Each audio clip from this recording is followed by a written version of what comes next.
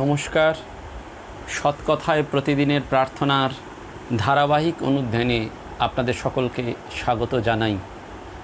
পরমেশ্বরের চরণে প্রণাম জানিয়ে আমরা আজকে একটু মন নিয়ে স্মরণ মনন করব। আমরা প্রত্যেকেই জানি যে জাগতিক এবং আধ্যাত্মিক এই যে দুটি জীবন আমাদের প্রতিদিনের জীবনযাত্রার সাথে ওতপ্রোতভাবে জড়িত, সেই জীবনে অত্যন্ত গুরুত্বপূর্ণ একটি অবলম্বন, সেটি হচ্ছে মন। মনেতেই বদ্ধ, মনেতেই মুক্ত। ভগবান শ্রী রামকৃষ্ণ পরমহংসদেব এই যুগে আমাদের এসে খুব সুন্দর করে এটি বললেন। কিন্তু যত সমস্যা এই মন নিয়ে, তাই মন ও মনের নিয়ন্ত্রণ এবং মনঃসংযম এই নিয়ে যদি আমরা একটু স্মরণ করি, তাহলে আজকের সৎকথায় প্রতিদিনের প্রার্থনার ধারাবাহিক অনুধ্যানে সকলে মিলে আমাদের নিজেদের মনের দিকটিকে আমরা একটু লক্ষ্য রাখতে পারি। আমরা এই রথযাত্রার সপ্তাহে রয়েছি, সেখানে তিতিক্ষার কথা আলোচনা হয়েছে। সেখানে মন্দিরহীন স্থানে ভগবানকে পূজা করার কথা ভাবা হয়েছে। সেখানে হিসেব শাস্ত্রের স্বচ্ছতা নিয়ে আলোচনা করা হয়েছে। আজকে আমাদের সেই মন এবং পরবর্তী দিনে আমরা ভক্তি নিয়ে স্মরণ করব। এইভাবেই আমরা রথযাত্রার এই যে সপ্তাহকাল ঐশ্বরিক আবেশে আবিষ্ট থাকব। পরম পূজনীয় বীরেশ্বরানন্দজি মহারাজ খুব সুন্দর করে একটি কথা বলছেন, সেটি দিয়েই আমরা আজকের আলোচনা শুরু করি।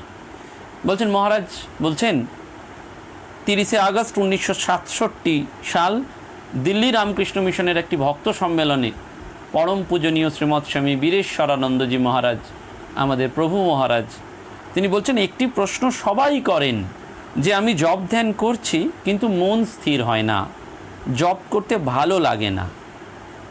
এটা কোনো নতুন প্রশ্ন নয়। যারাই ধর্ম জীবনযাপন করতে চায় এবং যারা চেষ্টা করছে, তাদের সকলের মনেই একটাই প্রশ্ন, যে জপে মন বসছে না বা ভালো লাগছে না। এমনকি গীতাতেও অর্জুন সেই একই প্রশ্ন ভগবান শ্রীকৃষ্ণকে বলছেন এবং শ্রীকৃষ্ণ তাকে যোগের কথা বলছেন, মনকে স্থির করার কৌশলটি শেখাচ্ছেন। কিভাবে শেখাচ্ছেন না, শ্রীকৃষ্ণ অর্জুনকে বলছেন, তুমি মনের লয় এবং বিক্ষেপ শূন্য অবস্থার কথা যা বললে তা বুঝলাম, শ্রীকৃষ্ণকে অর্জুন বলছেন, কিন্তু চঞ্চল মনে ওই সমত্ব ভাব স্থায়ী হবে কেমন করে সেটা বুঝতে পারছি না। বলছে, মনের লয় এবং মনের বিক্ষেপ, মনোনাশ যেটিকে বলা হয়, সেটি বুঝলাম, কিন্তু চঞ্চল মনে এই যে লয় এবং মনোনাশ, এই সমত্ব ভাবটা কিভাবে আসবে? বাতাসের গতিকে আবদ্ধ রাখা যেমন দুঃসাধ্য, আমার অতি চঞ্চল মনকে বিষয় বাসনা থেকে নিবৃত্ত করাও ঠিক তেমনই অসাধ্য। এইটি মন নিয়ে প্রশ্ন। সেই কালে ভগবান শ্রীকৃষ্ণকে অর্জুন আমাদের সকলের হয়ে যেন প্রশ্ন করছেন। সত্যি কঠিন এই মনের নিয়ন্ত্রণ, কিন্তু সম্ভব। কারা এই ব্যাপারে আমাদের সাহায্য করতে পারেন? তারাই পারেন যারা নিজেদের মনকে সম্পূর্ণরূপে জয় করতে সক্ষম হয়েছে। এই সমস্ত সংযতা মনাদের কাছে বা সংযত মনাদের কাছ থেকে আমরা যেসব শিক্ষা পাই, সেইগুলো কি সহজ সাধন প্রণালী হিসাবে আমরা ভাবতে পারি আমাদের নিজের জীবনে। মনের নিয়ন্ত্রীকরণ একটা বড় মজার আভ্যন্তরীণ খেলা। পূজ্যপাদ বুধানন্দজি বলছেন, যদি আপনার খেলোয়াড়ি মনোভাব থাকে, তবে আপনি দৃশ্যত পরাজিত হলেও আপনি এর আনন্দটি উপভোগ করতে পারবেন। আর এই খেলা খেলতে প্রয়োজন অত্যন্ত দক্ষতার, আর আবশ্যক সতর্কতা, রসবোধ, সততা, উপস্থিত বুদ্ধি, অধ্যাবসায় এবং বিরোচিত বিচক্ষণতা। অর্থাৎ পূজ্যপাদ বুধানন্দজি মহারাজ এই প্রসঙ্গে, এই যে মনের নিয়ন্ত্রণ প্রসঙ্গে, প্রথমটি বলেছিলেন প্রভু মহারাজ, দ্বিতীয়টি কিন্তু বুধানন্দজি বলছেন। এই শ্রীকৃষ্ণ গীতার প্রসঙ্গ থেকে আমরা বুধানন্দজির মনের নিয়ন্ত্রণ একেবারে সুচারুরূপে স্পষ্টরূপে তিনি আমাদেরকে জানিয়ে দিচ্ছেন। না কিভাবে সেটি বলছেন, ওই শ্রীকৃষ্ণের কথা আবার আসছে, সেখানে তিনি শ্রীকৃষ্ণের উপদেশ শুনে অর্জুন যখন বলছেন, হে মধুসূদন, তুমি যে আত্মার সমতারূপ যোগতত্ত্ব ব্যাখ্যা করলে, মন যেরূপ চঞ্চল তাহাতেই সমত্ব ভাব চিরস্থায়ী হইবার সম্ভাবনা নাই। হে কৃষ্ণ, মন অতি চঞ্চল প্রবল এবং শরীরও ইন্দ্রিয়াদির বিক্ষেপ উৎপাদক। ইয়াকে বিষয় বাসনা হইতে নিবৃত্ত করা অতিশয় কঠিন। সেই জন্য উহার নিরোধ আকাশস্থ বায়ুকে পাত্র বিশেষে আবদ্ধ করার ন্যায় দুঃসাধ্য মনে করি। শ্রীকৃষ্ণ মানব প্রতিনিধির এই অভিযোগ শুনলেন এবং তিনি যে উত্তরটি দিচ্ছেন সেটি যুগে যুগে ভারতীয় চিন্তা এবং সাধন প্রণালীর ভিত্তিতে মনঃসংযমের একটা অসাধারণ কথা। তিনি বলছেন, হে মহাবাহ, মন যে দুর্নিগ্রহ এবং চঞ্চল, অর্থাৎ তাকে নিগ্রহ করা যায় না, সেই জন্য দুর্নিগ্রহ এবং চঞ্চল, তাহাতে কিছুমাত্র সন্দেহ নাই। বলছেন ডাউটলেসলি, কোনো ডাউট নেই। কিন্তু হে কৌন্তেয়, অভ্যাস এবং বৈরাগ্যের দ্বারা উহাকে নিগৃহীত করা যায়। অর্থাৎ উপায়টি বললেন অভ্যাস এবং বৈরাগ্য। সেই জন্য মহারাজ বলছেন যে মনের নিয়ন্ত্রণটি একটি আভ্যন্তরীণ খেলা এবং এই খেলাটি খেলতে গেলে আনন্দ উপভোগ করতে হবে, দরকার দক্ষতা, দরকার সতর্কতা, রসবোধ, সততা। এবং সেই কথোপকথন থেকেই আমরা তিনটে জিনিস, যে কোনো জিনিসের যেমন ইন্টারফিয়ারেন্স থাকে, সিদ্ধান্ত, সেটি এক, মনের নিয়ন্ত্রণ সর্বদাই কঠিন, এমনকি অর্জুনের মতন বীর পুরুষদের পক্ষেও কঠিন। তাহলে মনের নিয়ন্ত্রণটা কঠিন, কিন্তু অসম্ভব নয়, কিন্তু কঠিন। দুই, তবুও মনের দমন সম্ভব। আর তিন, মনঃসংযমের সুনির্ধারিত পদ্ধতি আছে, অভ্যাস এবং বৈরাগ্য। অর্থাৎ অভ্যাস এবং বৈরাগ্য ছাড়া এই মনের যে চঞ্চলতা, সেটাকে দমনের আর কোনো পথ নেই। একেই অভ্যাসযোগ বলা হয়।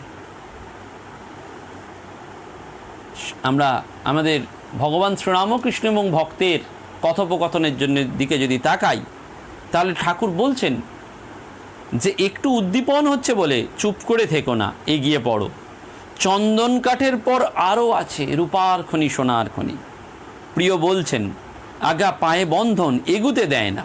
শ্রীরামকৃষ্ণ, পায়ে বন্ধন থাকলে কি হবে? মন নিয়ে কথা, মনই মুক্ত। শ্রীরামকৃষ্ণ সঙ্গে সঙ্গে যখন বলছেন যে মনই বন্ধ মুক্ত, তখন প্রিয় বলছেন, মন যে আমার বশ নয়। সেকালে যেমন অর্জুন বলছেন, একালে এক ভক্ত ঠাকুরকে বলছেন, মন যে আমার বশ নয়। ঠাকুর বলছেন, সে কি গো? অভ্যাস যোগ। অভ্যাস করো, দেখবে মনকে যেদিকে নিয়ে যাবে সেই দিকেই যাবে। মন ধোপা ঘরের কাপড়, লালে ছোপাও লাল, নীলে ছোপাও নীল, যে রঙে ছোপাবে সেই রঙই হয়ে যাবে। সন্দেহ নেই যে এই অভ্যাস এবং বৈরাগ্য মনঃসংযমের অতি গোপন কথা, এটি একেবারে আমরা জানি। কিন্তু কী করে জীবনে প্রতিফলিত করতে হবে? এক, মনকে শাসন করতে হবে আমাদের ইচ্ছা শক্তিকে দৃঢ়তার দ্বারা, অর্থাৎ মনকে শাসন করতে হবে, চাবুক মারতে হবে। দুই, মনের স্বভাবকে বুঝতে হবে। আর তিন, কিছু সাধন প্রণালী শিখে সুচতুরভাবে আন্তরিকতার সাথে নিয়মিত এটি অভ্যাস করতে হবে। অর্থাৎ যতক্ষণ না আমাদের জীবনের বাসনাগুলোর অন্যতম ইন্দ্রিয় সুখের লালসাকে বিচারপূর্বক আমরা চিরতরে ত্যাগ করছি, ততক্ষণ পর্যন্ত মনকে দমন করার শক্তি আমাদের দৃঢ় হবে না। অর্থাৎ তাড়াতে গেলে দরকার বিচার। মনকে দমন করার উপায়টি হচ্ছে বিচার। যেমন এই অভ্যাস এবং বৈরাগ্যের কথা আসছে, তেমনি আসছে বিচার। এবং সেই জন্যে এই ঠাকুর যেমন বললেন, ভগবান শ্রীকৃষ্ণ যেমন বললেন, এই বিচারের সাথে সাথে, মনের ভাব বোঝার সাথে সাথে, ইচ্ছাশক্তির দৃঢ়তার সাথে সাথে আরও কি জিনিস দরকার? বলছেন চিত্তশুদ্ধি। মনটা যখন শুদ্ধ হয় তখন জপ ধ্যান ভালো হয়। আর চিত্তশুদ্ধি করতে গেলে সর্বাগ্রে যেটা দরকার, যেটা সর্বাগ্রে সাধন, সেটা হচ্ছে আমাদের যাবতীয় কাজকর্ম ভালোভাবে করতে হবে, আন্তরিকতার সাথে করতে হবে, নিষ্কামভাবে করতে হবে। এবং চিত্তশুদ্ধি হলেই এই মনের ভিতর বিচারটা জাগবে। আর যখন মনেতে বিচার জাগবে তখনই আমরা বুঝতে পারবো যে কোনটা সৎ, কোনটা অসৎ। এইটি আমাদের শাস্ত্রের উপায়। অর্থাৎ তখন আমরা বুঝতে পারবো যে এই জগতে বাস্তবিক কোনটা সত্য, এবং তখন আমরা দেখব যে একমাত্র ভগবানই সত্য। মন চলো নিজ নিকেতনে। নিজ নিকেতনটা কোথায়? আমার ভেতরে। কেন? তুমি যে স্ত্রীকে নিয়ে বিচার করছো, যে পুত্র কন্যা স্নেহে মায়া মমতায় জড়িয়ে পড়ছো, ভেবে দেখো শেষে সেদিন কে আসবে? যখন ওই চিতাতে অগ্নিসংযোগ করা হয় তখন স্ত্রীও সঙ্গে যায় না, পুত্রও যায় না, কন্যাও যায় না, ব্যাংক ব্যালেন্সও যায় না। সেই জন্যই বলা হয় হরি কথাই আসল কথা, বাকি সব বৃথা এবং ব্যথা। ঈশ্বরই একমাত্র এই জগতে সত্য। সেটি যারা বুঝে নিয়েছেন তাদের পক্ষে কিন্তু এই মনকে বা মনের ইচ্ছাশক্তির দৃঢ়তাকে আনা বিচারের দ্বারা খুব একটা কঠিন নয়। তারা বুঝে যান যে ঈশ্বরই একমাত্র বস্তু আর সবই অবস্তু, যেটিকে বলা হয় সদাসৎ বিচার। এইরকম বিচারের দ্বারা যখন আমরা দেখতে পাই যে ভগবানই একমাত্র আর বাকি সব দুদিনের। নিজেকেই দেখুন না, আমরা কত ছোট বয়সে খেলাধুলা করলাম, শরীরচর্চা করলাম, সেটির একটি দিক রয়েছে যে শরীর সুস্থ না থাকলে ঈশ্বর চিন্তা ভাল লাগবে না। শরীর যদি রুগ্ন হয় তাহলে ভগবানের নাম করতে, সাধন ভজন করতে ভাল লাগবে। কিন্তু আমরা যখন বিয়ে বাড়িতে যেতাম কত কিছু সেজে গুজে গেলাম, কিন্তু আজকে যত বয়স বাড়ছে মুখটা কুঁচকে যাচ্ছে, চামড়াটা কুঁচকে যাচ্ছে। মেকআপ করলেও, আর্টিফিশিয়াল মেকআপ করলেও কেউ তাকাচ্ছে না, বুড়ো বুড়িদের দিকে রাস্তায় তাকাচ্ছে না, ইয়ং ছেলে মেয়েদের দিকে লোকে তাকাচ্ছে। অর্থাৎ আমিও তো একদিন ছিলাম এরকম, কিন্তু আমি পরিবর্তিত হয়ে যাচ্ছি। আরও 20 বছর বাদে ফটোগ্রাফস নিয়ে দেখুন, আরও পরিবর্তন। তাহলে এই দেহটা পরিবর্তন নয়, নামটা পরিবর্তন নয়, রূপটা থাকছে না, সব পরিবর্তনশীল। অর্থাৎ দেহটাও পরিবর্তিত হয়ে যাচ্ছে, অপরিবর্তনীয় নয় দেহটা। নামটাও অপরিবর্তনীয় নয়, পরিবর্তন হয়ে যাচ্ছে। কার নাম কে মনে রাখছে? রূপটাও থাকছে না, একমাত্র ভগবান থাকছেন। সেই জন্যে ভগবান লাভ করার জন্য যখন ঠিক ঠিক ইচ্ছা হয় তখন আমরা খুঁজে বেড়াই যে কার কাছে গেলে তিনি বলে দেবেন। শ্রীকৃষ্ণ সেইটি অর্জুনকে বারবার বলছেন, সংসারের কাজগুলো এমনভাবে করতে হবে যে শুদ্ধ নিষ্কাম কর্মের ফলশ্রুতি স্বরূপ এই চিত্তশুদ্ধি হয়ে যাবে, এবং তার ফলেই ধ্যান জপ অনেকটা ইজি হয়ে যাবে। শ্রীকৃষ্ণ অর্জুনকে তাই বলেছিলেন, তুমি যে কথা বলছো ঠিকই, তবে অভ্যাস এবং বৈরাগ্যের দ্বারাই মনকে বশ করা যায়। এবং এই লেগে থাকতে হবে, একদিন নয়, দুদিন নয়, পর পর এই লেগে থাকলে আমরা বুঝতে পারি, এবং অভ্যাস করে যেতে হবে। আর বৈরাগ্য মানে বিচার করে করে সেটিকে বার করতে হবে। একটা পুকুরে যদি খুব জল শান্ত স্থির থাকে তাহলে চাঁদের প্রতিবিম্ব যেমন ঠিক ঠিক দেখতে পাওয়া যায়, তেমনি জলে যদি ঢিল ছড়ে দেওয়া হয় তাহলে সেখানে ঢেউ খেলে, সেখানে এই প্রতিবিম্ব দেখতে পাওয়া যায় না ভালো মতন। মনেতেও তাই, আমাদের মনে যদি বাসনা থাকে, তলা থেকে নানান রকম কামনার বুদবুদ ওঠে, চঞ্চল হয়, তাহলে আমরা সেই ঈশ্বরীয় প্রতিবিম্ব আমাদের মনে দেখতে পাবো না। যদি একেবারে আমরা ওই শান্ত করে দিতে পারি, অর্থাৎ ওই পুকুরের জলের মতন, নদীর জলের মতন একেবারে শান্ত সমাহিত করে দিতে পারি, বিচার করে করে যদি কামনা বাসনাগুলোকে ত্যাগ করতে পারি, অর্থাৎ বৃহত্তর কামনা এবং ক্ষুদ্র কামনা, ছোট ছোট কামনাগুলোকে হয়তো কখনো কখনো আমাদের এক্সিকিউট করে নিতে হয়, কিন্তু বৃহত্তর কামনা আমাকে বারবার নিজের মনকে প্রশ্ন করতে হবে, কেন, কিসের জন্যই জগতে আসা? শুধুমাত্র ওই স্বামী স্ত্রী কন্যা পুত্র প্রতিপালন করার জন্যে, কিছু চাকরি করার জন্য? ভেবে দেখুন, রোজই তো এটা সবাই করছে, পৃথিবী লক্ষ লক্ষ কোটি কোটি লোক ওই জন্মাচ্ছে, বড় হচ্ছে, স্কুলে যাচ্ছে, চাকরি করছে, সংসার প্রতিপালন করছে, খাচ্ছে দাচ্ছে, তারপর একদিন মারা যাচ্ছে। তার জগতে কোনো দাম নেই, আলু পটলের মতন জন্মাচ্ছে, মারা যাচ্ছে। স্বামীজি সেই জন্য বললেন, জন্মেছিস তো একটা দাগ রেখে যায়। প্রত্যেকের সেই শক্তি আছে, এবং এই নয় যে যারা বয়স্ক মানুষ তারা আর পারবেন না। তারা যদি আজকে থেকে মনে করেন আজকে থেকেই পারবেন, জীবনে একটা দাগ, একটা ছেলেকে মানুষ করব, নিজের ছেলে নয় তার বাইরে, একজনকেও প্রাণ ঢেলে দাঁড় করিয়ে দিয়ে যাব, যাতে সে অন্তত আমাকে মনে করে, এই একজন, সেটিই অনেক বড়। কেন বললাম যে কোনো বয়স থেকে শুরু করা যায়। জোসেফিন ম্যাকলাউড যে যখন থেকে স্বামীজিকে দেখেছিলেন তখন থেকে তিনি তার বয়স গণনা শুরু করতেন। আমরা স্বামীজিকে দেখিনি, স্বামীজি আমাদের কাছে তবু আছেন, একেবারে মর্মচক্ষে আছেন। ওই যে স্বামী নিরময়ানন্দজি যখন জোসেফিন ম্যাকলাউডের সাথে সেই স্মৃতি কথায় লিখছেন না, ভরত মহারাজ গিয়ে বলছেন this is the room where Swamiji stayed, তখন জোসেফিন ম্যাকলাউড বলছেন নেভার সেড স্বামীজি স্টেড, কখনো বলো না স্বামীজি ছিলেন বেলুড় মঠের ওই ঘরে। স্বামীজি আজও আছেন আছেন আছেন। I have a voice without a form, অশরীরী বাণী হিসেবে তিনি সর্বদা রয়েছেন। আমার বাণীর মধ্যেই আমার শক্তি, স্বামী বিবেকানন্দের কথা। অর্থাৎ স্বামীজি আমাদের সর্বদা রয়েছেন, আমরা শুধু বুঝতে পারছি না। সেই জন্যে এইটিকে বারবার বলা হচ্ছে, এই মনের কথাটি নিয়ে বারবার বলা হচ্ছে, এবং সেই জন্যে বিচারের দ্বারা ওই মনকে শান্ত করতে হবে। সেইটি গীতাতে বলছে অভ্যাস ও বৈরাগ্যা ব্যাং তা নিরোধ, অর্থাৎ মনকে স্থির করতে গেলে আর অন্য কোনো উপায় নেই। বারবার এবং বারবার আমাদের এইটা প্রশ্ন আসে যে জব করতে বসলেই আমাদের মনে নানা রকম চিন্তা আসে, যেগুলো আমরা আগে কল্পনাই করিনি। অর্থাৎ জব ধ্যানের সময় যখন আমাদের মন স্থির হয় তখন আমাদের নিচের স্তরে ওই জায়গাগুলো থাকে, সেইগুলো থেকে তখন ওঠে এবং তখন বোঝা যায় ভেতরে কী জিনিস রয়েছে। সেই জন্যে আমরা মনকে সাজেস্ট করতে পারি, মনকে বারবার সাইক্রিয়াটিক কাউন্সেলারের মতন বা সাইক্রিয়াটিস্টের মতন বলবো, মনকে বিচার করে দেখো, ভগবান লাভ করলে, তাঁর চিন্তা করলে তুমি আনন্দ পাবে, সংসারের দুঃখ কষ্ট থাকবে না। এই মনকে যে অটো সাজেশনটা আমরা দেবো তাতেই মন কিন্তু অনেকটা শান্ত হবে। আমরা যেন মন যা বলবে তাই নয়, মনকে আমার কথা শুনতে হবে, এই ভাবটি।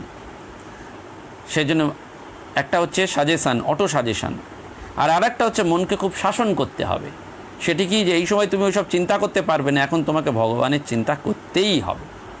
অর্থাৎ এইভাবেই মনকে স্তব্ধ করা, এটি সাধনা, একদিনের ব্যাপার নয়, বছরের পর বছর, দিনের পর দিন, মাসের পর মাস এই মন নিয়ে সাধনা করতে হবে এবং সেটা সবসময় জীবন ভোর করতে হবে। খুব সুন্দর একটি বই আছে, the practice of the presence of God, brother লরেন্সের কথা। তিনি 60 বছর রান্নাঘরের কাজ করেছিলেন, 60 বছর, 1-2 বছর নয়। খ্রিস্টান সাধু ব্রাদার লরেন্স 60 বছর শুধু রান্নাঘরের কাজ করেছিলেন, কিন্তু তিনি কাজের মধ্যেও সবসময় ভগবানের চিন্তা করতেন, মনে মনে সবসময় তার শরণাগত হতেন। অর্থাৎ সেখানে তো কোথাও যেতে হবে না, আমি কাজ করছি, হয়তো আমি বাজার করছি, মনে মনে আমার গুরুর নামটা জপ করব, আমি জেরক্স করছি, জপ করব, আমি হয়তো দোকানে পেন বিক্রি করছি, একবার গুরুর নাম জপ করবো, এটা একেবারে অভ্যাস করে ফেলবো। আমি রান্না চাপাচ্ছি, জপ করে ফেলবো মনে মনে, কিচ্ছু দরকার নেই, করগোনা টোনা নয়, মনে একবার আউড়ে নেব সব সময়। এবং সর্বদা শরণাগত হয়ে তিনি তার চিন্তা করতেন।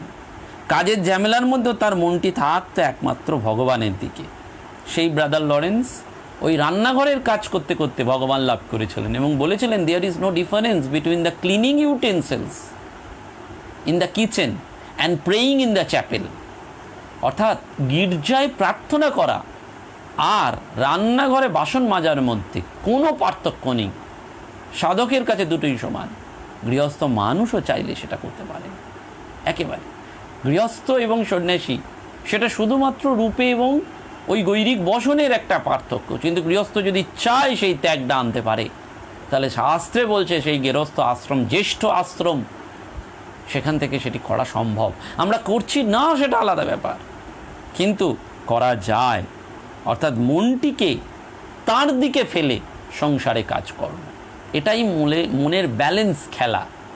দেখবেন বাচ্চারা যেমন ব্যালেন্স খেলে, ওই রথের মেলায় নাগরদোলা চাপায়, তারপর একটা বাচ্চাকে নিয়ে এসে আজকাল সেই দুটো খুঁটিতে, বাঁশের খুঁটিতে দিয়ে একটা সরু দড়ির উপর দিয়ে গিয়ে দেখবেন বাঁদর নাচছে, বাচ্চাটা নিচে দিয়ে হাঁটছে, উপর দিয়ে হাঁটছে। এই যে মনের balance, how it is possible,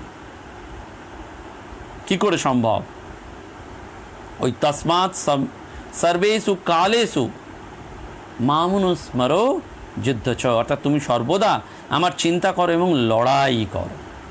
অর্থাৎ লড়াই করতে হবে, জীবন যুদ্ধ থেকে পালানোর উপায় নেই, কিন্তু পালিয়ে গিয়ে কিছু হবে না, যেটা করতে হবে ফাইট।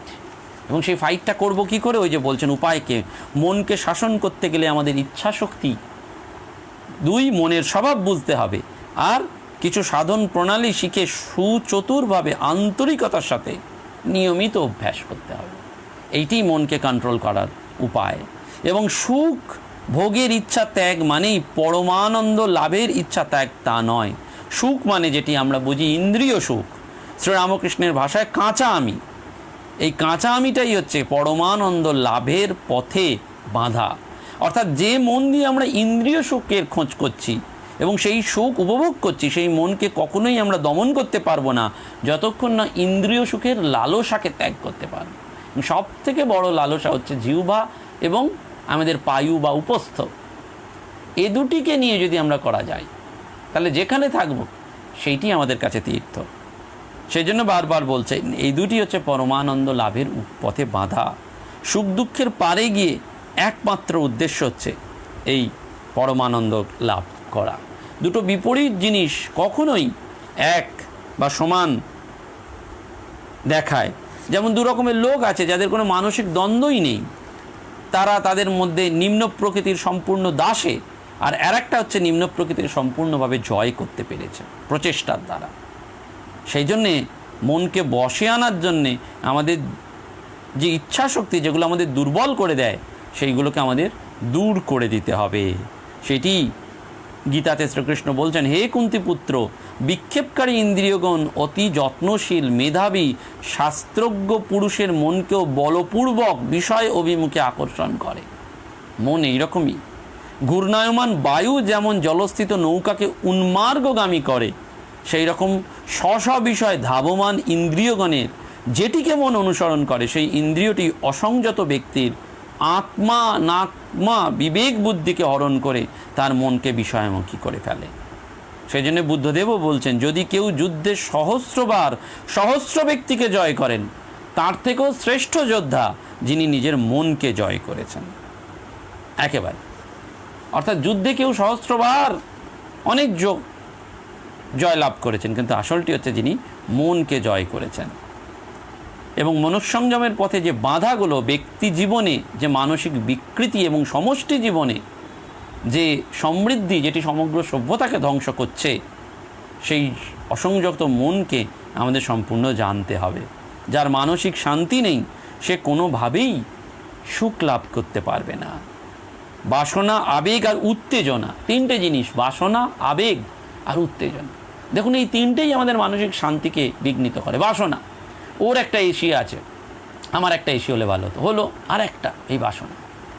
আবেগ, কেউ কিচ্ছু বললো সঙ্গে সঙ্গে সেন্টিমেন্টাল হলাম, আমাদের মনকে অশান্ত করে। আর উত্তেজনা, চট করে রেগে গেলাম।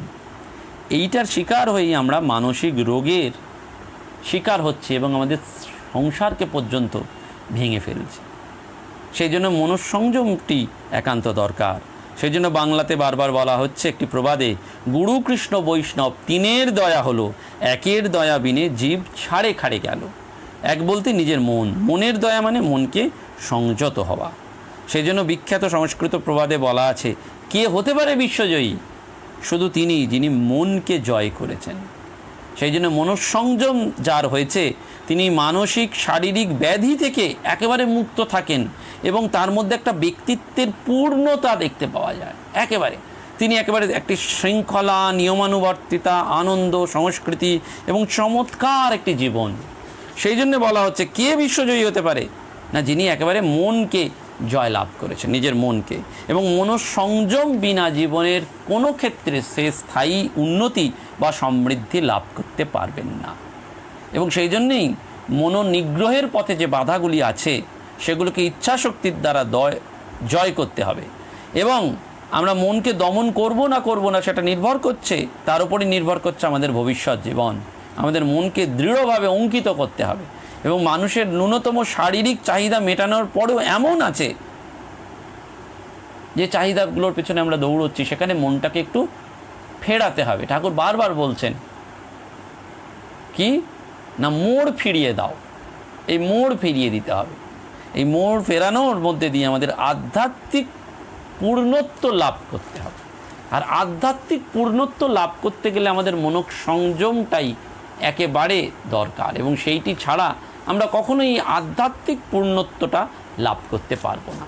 সেইটি বারবার শাস্ত্রে বলা হয়েছে এবং সর্বত্র বলা হয়েছে, যেন এই চিৎ দর্পণে, মনোদর্পণে আমরা নিজেকে জানতে পারি এবং এই নিজেকে জানার মধ্যে দিয়ে আমরা সমগ্র জগৎকেও জানতে পারব। এই সেই চৈতন্য পরমাত্মা, তাকেও আমরা দেখতে পারবো আমাদের এই মনোদর্পণের সাহায্যে। এবং সেই জন্যেই আমাদের এই মনকে নিয়ন্ত্রণ করা। জগৎ বিখ্যাত এক চিত্রশিল্পী একবার ভগবান শ্রীকৃষ্ণের মহিমা শুনে ভগবান শ্রীকৃষ্ণের একটা চিত্রপট আঁকবেন বলে সেই বাসনা নিয়ে দ্বারকায় উপস্থিত হয়েছেন। তা দ্বারকায় উপস্থিত হয়ে তিনি শ্রীকৃষ্ণের কাছে প্রার্থনা করছেন, হে প্রভু, আমি আপনার একটা চিত্র অঙ্কন করতে চাই, আপনি যদি অনুমতি দেন। তো ভগবান বললেন, বড় বড় যোগী মুনি ঋষিরা হাজার হাজার বছর ধরে তপস্যা করেও আমার রূপ দর্শন করতে সমর্থ হয় না, আমার চিত্র তো দূরের কথা, সেই সব তো বাক্যমনের অতীত, সেখানে আপনি তো ওই সময় কোনো ক্যামেরা ছিল না, হাতের সাহায্যেই আঁকতে হতো। তো ভগবান হেসে বললেন, ঠিক আছে, আঁকো, আমার ছবি আঁকো। চিত্রকর খুব সুন্দর করে মনোযোগ দিয়ে ছবিটা আঁকলেন। সম্পূর্ণ চিত্র তৈরি করার জন্য 7 দিন সময় নিলেন, অক্লান্ত খাটলেন। তারপর রাজসভায় গিয়ে ভগবানের নিকট চিত্রটি নিয়ে গিয়ে যেই দেখাচ্ছেন যে দেখুন ভগবান, আপনার চিত্রটি সম্পূর্ণ হয়েছে এবং সকলকে দেখাচ্ছে, তখন কিন্তু ভগবান নিজের রূপটা পরিবর্তন করে নিয়েছেন। এখন ও চিত্রটির দিকে একবার দেখছে আর ভগবানের দিকে দেখছে, ভাবছে আমি কি গোলমাল করলুম রে বাবা, এ তো কিছুতেই মিলছে না, কোথায় ভুল হলো। প্রচণ্ড তার হৃদয়ে তখন অস্থিরতা, চঞ্চলতা, আর মনে মনে ভাবছে আমি তো এরকম ধোঁকা আজ পর্যন্ত কোনো দিন খাইনি। বড় বড় রাজা মহারাজদের চিত্র অঙ্কন করে বহু পুরস্কার লাভ করেছি, প্রশংসা লাভ করেছি, কিন্তু এই দরবারে এসে তো আমি একেবারে মূর্খ বনে গেলাম। কিন্তু তিনি ধৈর্যপূর্বক নিজেকে শান্ত করে ভগবানকে প্রার্থনা করছেন, বলছেন আমাকে আর একবার সুযোগ দিন। আবার সুযোগ দিলেন ভগবান, আবারও সেই এক। আবার রাজসভায় গিয়ে যখন দ্বিতীয় চিত্রটি এঁকে দেখাচ্ছেন, দেখছেন ভগবান তার রূপটি পাল্টে ফেলেছেন। তখন ওর মধ্যে আবার তীব্র গ্লানি বোধ এলো। তৃতীয়বারও চেষ্টা করে যখন উনি সফলতা লাভ করলেন না, তখন পাগলের মতন হয়ে গেলেন। ঘুরতে ঘুরতে একেবারে উন্মত্ত হয়ে তিনি একটা জঙ্গলে যখন প্রবেশ করছেন, তখন একজন সাধুর সাথে দেখা হলো।